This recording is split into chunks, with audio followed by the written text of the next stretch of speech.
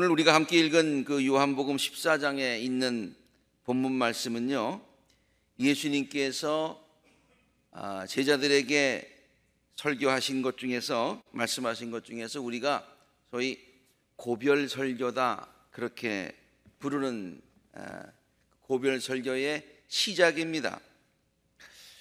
요한복음 14장서부터 예수님의 고별 설교가 시작이 되는데 14장, 또 15장, 16장까지 되어 있어요. 예수님의 고별 설교가 3장이나, 요한복음은 전체가 몇 장으로 되어 있어요? 여러 장으로 되어 있죠. 21장으로 되어 있는데 그 중에서 3장이 예수님의 고별 설교니까 요한 기자는 예수님의 고별 설교를 상당히 비중 있게 다루고 있는 것이죠. 굉장히 중요하다. 그 고별 설교라고 하는 것은 그저 예수님께서 제자들에게 행하신 마지막 설교는 아니었어요. 그 설교하고 또 어디 다른 데 가셔서 하시는 게 아니라 그냥 그 고별 설교는 이제 마치시고 그 십자가를 지시고요. 그래서 이제 육신적으로는 제자들과 이제 마지막인 그런 그때에 하신 설교예요. 그러니까 이 고별 설교는 어떤 면에서 보면은 사랑하는 제자들을 향한 유언과 같은 그런 말씀이었어요. 굉장히 중요한 그런 설교입니다. 예수님께서 이 말씀을 하실 때에 그 제자들의 모습을 우리가 그 말씀을 통해서 짐작해 보건대, 제자들은 걱정과 두려움으로 가득 차 있었어요. 왜냐하면 그동안 믿고 따랐던 예수님께서 그들 곁을 떠나시는 그런 상황이었기 때문에 그래요. 믿고 따르던 예수님이 떠나신단 말이에요. 예수님께서 고별 설교를 하시면서 다음과 같은 말로 시작하시는 것을 보면은 그 당시 제자들이 얼마나 불안해하고 있었는지를 너무나 잘 알 수가 있습니다. 너희는 마음에 근심하지 말고 두려워하지 말아라. 마음에 근심하지 말고 두려워하지 말아라는 말을 왜 했을까요? 지금 제자들이 근심하고 있고 두려워하고 있기 때문에 말씀하셨던 것을 말씀하시지 않았겠어요? 그리고 계속해서 불안해하는 그런 제자들을 안심시키시는 그런 이야기가 14장에 계속해서 그 이후에 나옵니다. 8절 보면은요, 나는 너희를 고아처럼 버려두지 않고 너에게 다시 오겠다. 그러니까 제자들이 지금 고아처럼 버림을 받는 그런 불안한 마음이 있기 때문에 예수님께서 말씀하신 거예요. 그 2절과 3절에 그 다음에 근심하지 말라라고 말씀하시면서 내가 다시 와서 너희를 나에게로 데려가겠다. 내가 다시 오겠다. 내가 있는 곳에 너희들도 데려가겠다라고 안심을 시켜줍니다. 마치 그냥 어린아이를 놓고 떠나는 그런 그 부모님의 심정이고, 부모를 떠내버리는 어린아이의 불안한 그런 모습을 우리가 여기서 충분히 짐작할 수가 있습니다. 그리고 또 16절에는 고아처럼 내버려두지 않고 내가 아버지께 구해서 보혜사를 너에게 보낼 텐데 그 보혜사가 너희와 함께 영원히 있을 거야. 너희가 혼자가 아니야. 내가 보혜사의 모습으로 다시 올게 라고 그렇게 제자들을 안심시키시고 안심시키시는 것을 볼 수가 있습니다. 그래도 제자들이 계속해서 불안해하자 예수님은 제자들에게 다음과 같은 약속을 해 주십니다. 너희가 내 이름으로 구하는 것은 내가 무엇이든지 다 이루어 주겠다. 이것은 아들로 말미암아 아버지께서 영광을 받으시려는 것인데, 시작. 너희가 무엇이든지 내 이름으로 구하면 내가 다 이루어 주겠다. 이렇게 말씀을 하세요. 그리고 나서 이건 14장에 말씀하신 것인데 15장에 또 말씀하세요. 빨간 걸로만 된 거 읽겠습니다. 시작. 너희가 내 이름으로 아버지께 구하는 것은 무엇이나 받게 하려는 것이다. 같은 내용이죠. 그리고 설교를 거의 마쳐 가시면서 또 말씀하세요. 16장에 내가 진정으로 진정으로 너에게 말한다. 시작. 너희가 아버지께 구하는 것은 무엇이나 아버지께서 내 이름으로 주실 것이다. 지금까지는 너희가 아무것도 내 이름으로 구하지 않았다. 구하여라. 그러면 받을 것이다. 그래서 나도 기쁘고 너도 기쁘고 다 그렇게 되게 할 것이다 라고 예수님이 말씀하신 거예요. 자, 예수님께서 마지막에 제자들에게 말씀하신 그 말씀들을 요약해 보면은요, 뭐냐면은 내 이름으로 구하면 무엇이든지 다 이루어 주시겠다는 약속의 말씀을 반복해서 몇 번씩이나? 3번씩이나 14장, 15장, 16장 그리고 또 강조해서 말씀해 주시고 있는 것입니다. 저는 이것을 예수님께서 이렇게 내 이름으로 구하면 무엇이든지 다 주겠다고 하신 이 약속, 그것을 예수님께서 제자들에게 주신 가장 크고 귀한 선물이라고 저는 생각합니다. 무엇이든지 구해라, 내 이름으로 구해라 하고 예수님 이름을 사용할 수 있는 고난과 특권을 주셨어요. 이거보다 더 큰 선물이 어디 있어요? 그렇죠? 예. 그리고 그 선물은요, 제자들이 살던 그 시대에만 유효했던, 그때는 통했었는데 지금은 안 통하는 게 아니라 그때도 통하고 지금도 동일한 효력을 발휘하고 있는 줄로 믿습니다. 그런데요, 예수님께서 한 설교에서 이렇게 같은 이야기를 여러 차례 반복하신 이유가 어디 있을까요? 그것은 뭐냐면은 예수님을 위해서라기보다도 듣는 제자들을 위해서 그렇게 말씀을 하신 것 같아요. 그리고요, 그것은 제자들에게 그 선물이 꼭 필요한 것을 아셨기 때문에 그래요. 너희들이 이거 꼭 필요하다. 예, 감사합니다. 근데 그 필요한 걸 잘 모르는, 아직까지 잘 깨닫는 것 같지가 않아. 너희 진짜 이거 필요한 거야? 너희 진짜 이거 필요한 거야? 라고 강조해서 말씀하시기 위해서 이렇게 3번씩이나 반복하셨다는 얘기예요. 예수님은 제자들이 앞으로 세상을 살아갈 때에 많은 어려움을 겪게 될 것을 아셨습니다. 정말 내가 떠나고 나면 이 제자들이 앞으로 많은 핍박을 받게 될 것인데, 많은 어려움이 있게 될 것인데, 그걸 아셨어요. 그리고 그 제자들은 그 어려움을 혼자의 힘과 노력으로 해결할 수 없다는 것도 잘 아셨어요. 그때는 풍랑을 만났을 때 제자들이 막 방황할 때에, 두려워할 때에 내가 있어서 바다를 꾸짖었었는데, 이제는 제자들이 풍랑을 또 만나게 될 텐데, 어려움을 당하게 될 텐데 당신이 없으신 거예요. 제자들이 막 당황할 것 같아요. 그렇기 때문에 제자들에게 너희들이 꼭 이게 필요해 라고 말씀하신 거예요. 예수님은 제자들에게 너희들이 그러므로 어려울 때마다 필요할 때마다 반드시 하나님의 도움을 구해야 된다. 이 반드시라는 말이 굉장히 중요해요. 반드시. 왜냐하면 제자들이 자기에게 있는 그 선물, 특권, 권리를 잘 깨닫지 못하고 당황해서 사용하지 못할까 봐 꼭 써라, 이거 꼭 써야 된다 라고 예수님께서 당부하신다는 말씀이에요. 저는 제자들을 향하신 예수님의 이런 당부의 말씀을 읽을 때마다 제가 군대에 입대하던 때가 생각이 납니다. 제 어머니는 돈을 비닐에 꽁꽁 싸서, 저만이 아니라 여러분들 그런 기억 많으실 거예요. 제 속내의 그 고무줄이 있는 곳에다가 이렇게 숨겨주시고 다 바느질을 했어요. 그래가지고 군대 가면은 배고프다고 하더라.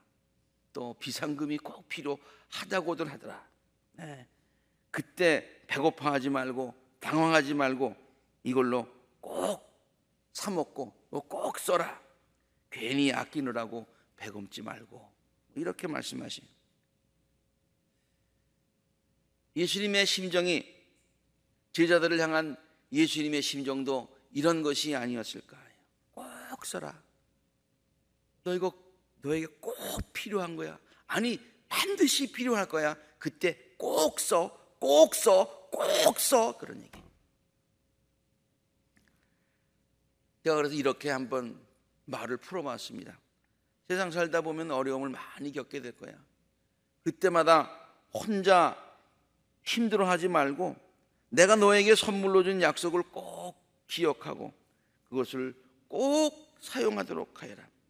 너무 어려운 일을 당하다 보면 내가 얼마나 귀한 것을 갖고 있는지를 때때로 잊어버릴 때도 있지.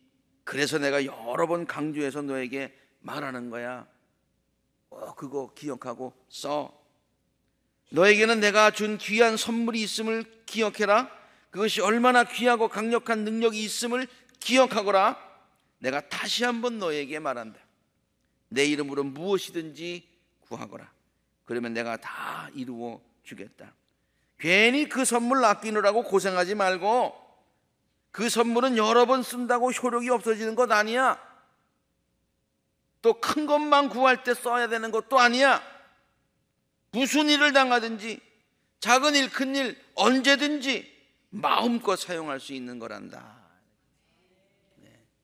예수님께서 우리에게 이런 말씀을 하시는 줄로 믿습니다.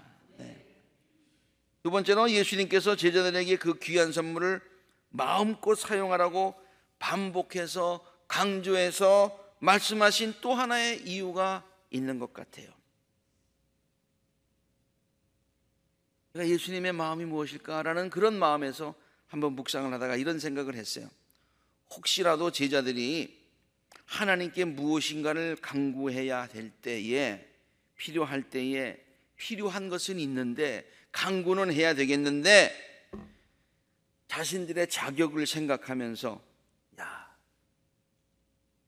내가 이렇게 부족한데, 내가 이런 잘못을 했는데, 아니 내가 어찌 감히 하나님께 그런 것을 구할 수 있겠는가. 그래서 마땅히 구해야 할 것을 구하지 못하지는 않을까라는 그런 염려가 된 거예요. 필요한데 내가 어떻게 간구하지? 그래서 예수님께서 걱정하지 말고 네 자격 가지고 간구하라는 것이 아니라 내 이름 사용해서, 내 은혜 의지해서, 내 이름 의지해서 기도해. 그렇게 3번씩이나 말씀하신 거예요. 사실 우리들은 하나님께 무엇을 당당하게 구할 자격이 없습니다. 그건 제자들도 알고 예수님도 아시고 우리들도 알고 있는 거예요. 그래서 필요한 것이 있어도 내가 하나님께 이런 것들을 구할 만한 자격이 있는가라는 생각이 날 때가 참 많습니다. 예수님은 우리들이 그런 생각을 할까봐 염려가 되셔서 주저하지 말고 구할 것을 하나님께 당신의 이름으로 구하라고 그렇게 가르쳐주고 계신 것이에요. 우리들의 자격을 보지 말고 예수님의 이름을 의지해서 구하라, 그렇게 가르쳐 주신 것이지요. 이것이 은혜입니다. 우리들은 그 선물을 은혜로 받았습니다.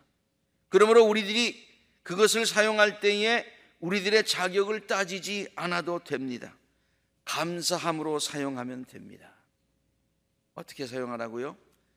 감사함으로 사용하면 된다는 얘기예요. 그래서 하나님의 은혜를 마음껏 누리면 됩니다. 그리고 우리들의 기도가 예수님의 이름 때문에 응답을 받으면 그 이름을 선물로 주신 예수님께 감사하고 예수님께 영광을 돌리고 그 감사함에 보답하는 삶을 살면 되는 것입니다. 예수님은 우리들의 이러한 태도를 기뻐하십니다. 여러분, 자녀들이 잘 되는 거 보면 부모의 기쁨이죠. 마찬가지예요. 우리들이 그 특권을 누리며 예수님의 은혜를 누리며 기쁨 가운데 살아가는 것 주님께서 기뻐하신단 말이에요.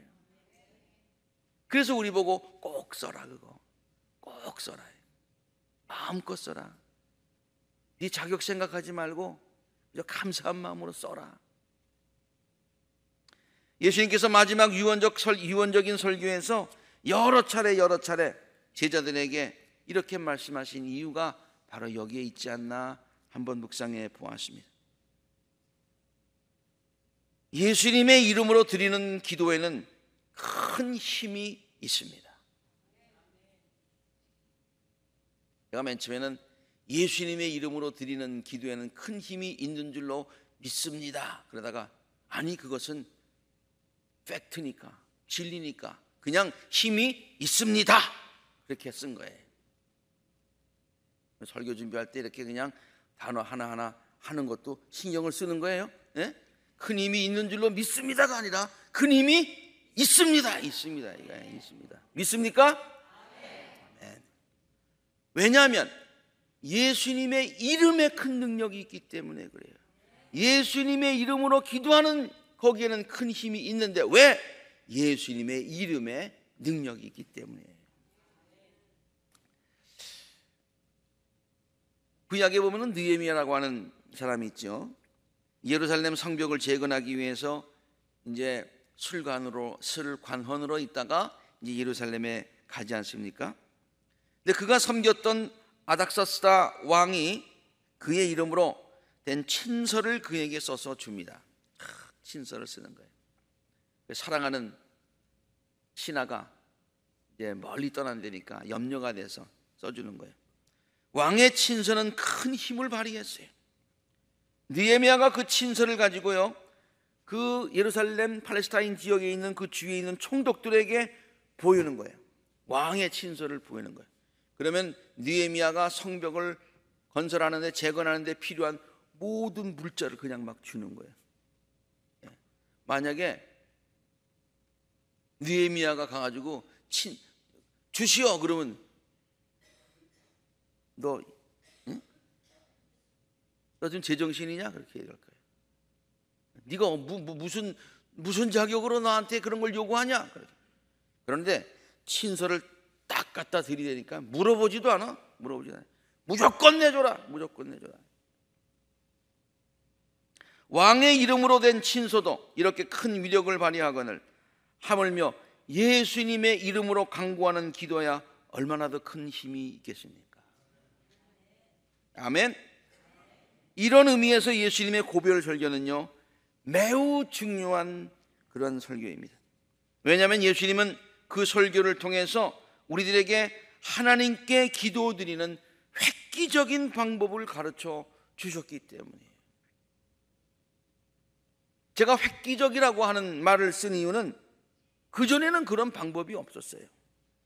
구약시대에는 누구의 이름을 의지해서 기도하는 방법 자체가 없었잖아요.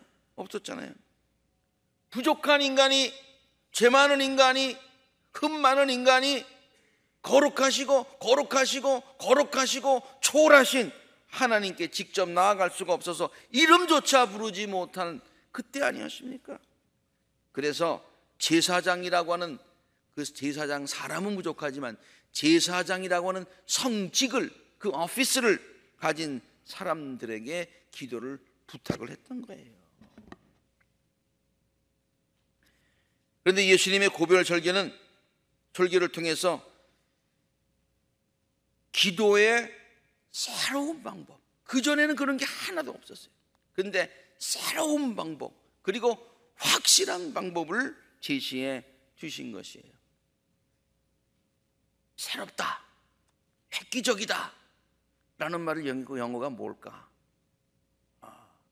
저는 아마 radical이라는 말이 가장 적합할 것 같아요. 그전에는 그런 방법이 없었어요. 그런데 와 하는 방법, radical한 방법을 우리에게 주셨다는 얘기예요. 그리고 확실한 방법, 이건 뭐 100% 확실한 방법, 이걸 주셨다는 얘기예요.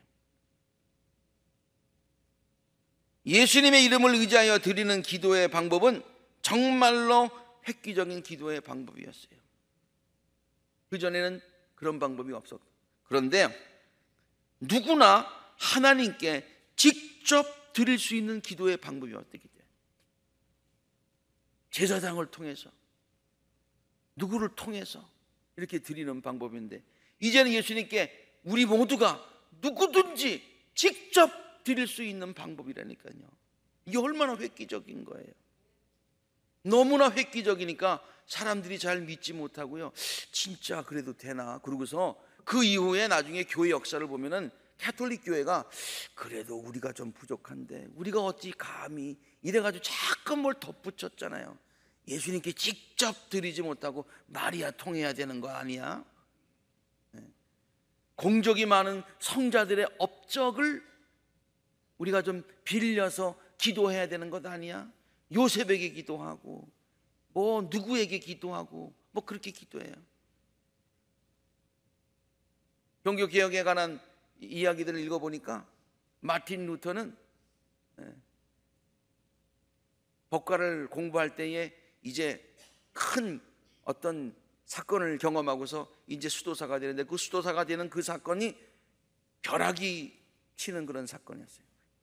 그 다급한 상황에서 예수님 도와주세요 그렇게 안 하고요, 안나요 나를 도와주세요 그렇게 얘기를 했어요.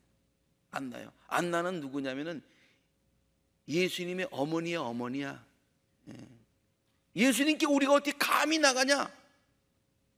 어머니에게, 아니 어머니도 우리가 어떻게 그냥 그 할머니에게 기도하면 되지 않을까?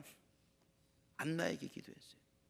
근데 예수님의 이름으로 기도하는 것은 정말로 획기적인 방법이에요. 나중에 그 전에는 몰라서 못했고 그 전에는 알았음에도 불구하고 야, 그 진짜 해도 되는 거야? 라고 가톨릭 교회가 그렇게 가르쳤다니까요. 예수님이 말씀하셨는데 우리 그 방법을 확실하게 쓸 수 있게 되기를 바랍니다. 의심하지 말고 쓰시기를 바랍니다. 예수님의 이름을 의지해서 드리는 기도의 방법은 정말로 확실한 방법이라고 제가 말씀을 드렸는데, 왜 확실한 방법일까 한번 생각을 해봤어요. 그래서 야, 진짜 확실한 방법이다라고 깨달은 것이 있었어요. 그것은요, 잘 들어보세요. 당신의 이름을 사용하여 기도하라고 가르쳐 주시는 예수님과, 지금 이렇게 기도하라고 가르쳐 주신 분이 누구예요? 예수님이죠. 그리고 내 이름 쓰라고 허락하신 분이 예수님이죠. 그리고 그 기도를 들어주시는 분이 또 누구예요? 예수님이잖아. 확실하죠? 확실하죠. 우리가 어떤 추천서를 갖다가 쓸 때 어떤 사람이 추천서를 썼어. 아주 굉장히 잘 썼어도 읽는 사람이, 좌지우지할 수 있는 사람이 쓰면 쓰는 거고 안 쓰면 안 쓰는 거예요. 그러나 예수님은 내 이름을 써라, 그러면 반드시 들어줄 것이다 라고 말씀하신 그분이 또 복을 주시는, 기도를 들어주실 수 있는 그런 분이시다는 얘기예요. 얼마나 확실해요.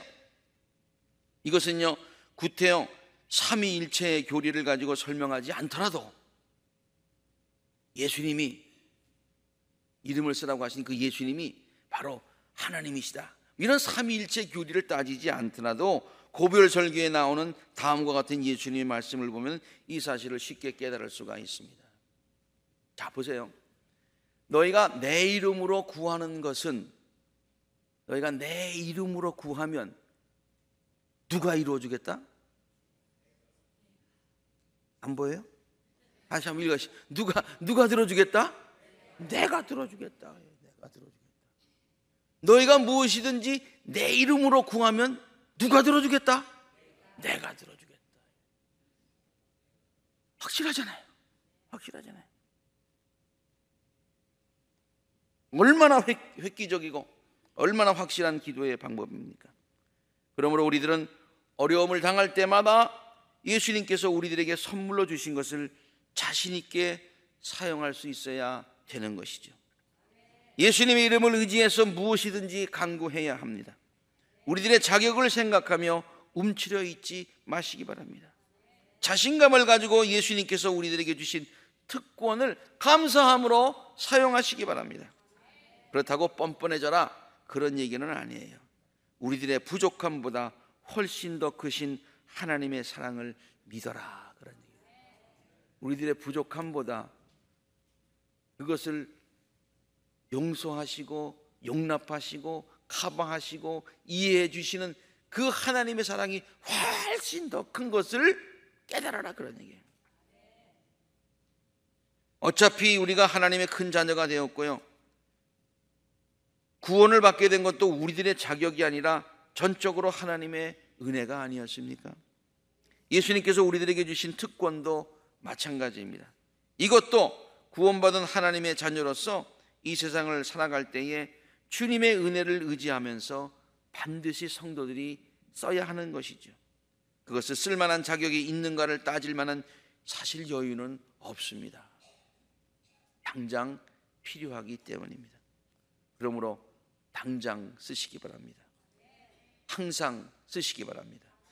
마음껏 쓰시기 바랍니다.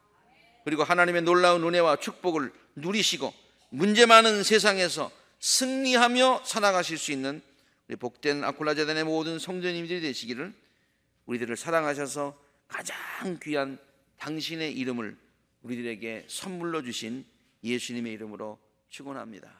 기도하시겠습니다.